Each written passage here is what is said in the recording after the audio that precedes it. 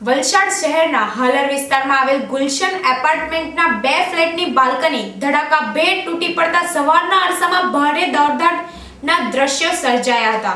જો કે ઘટના બની ત્યારે બાલ્કનીમાં કે બાલ્કની નીચે કોઈ વ્યક્તિ હાજર નહીં હોવાથી સદનસીબે જાનહાનિ થવા પામી ન હતી।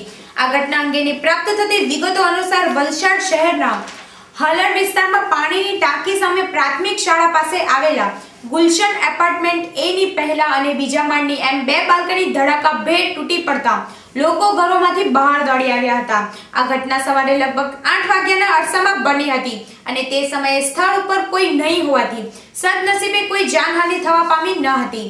વિગતો મુજબ આ એપાર્ટમેન્ટ 25 વર્ષ જૂનું છે અને હાલમાં છેલ્લા 15 દિવસથી સહી કન્સ્ટ્રક્શન દ્વારા રિપેરિંગનું કામકાજ ચાલી રહ્યું છે।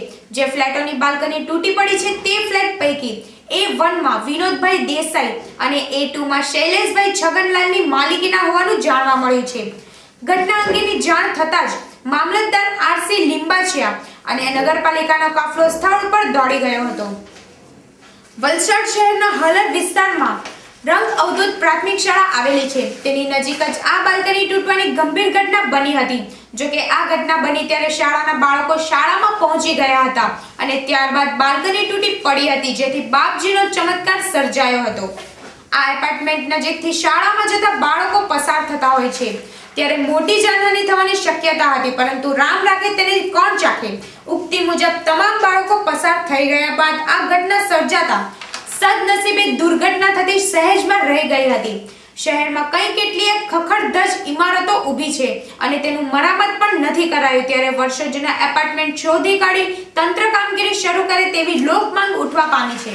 બાબુભાઈ પટેલ, હું આ એપાર્ટમેન્ટનો પ્રમુખ છું અને આ બનાવ લગભગ કલાક ઉપર થઈ ગયો।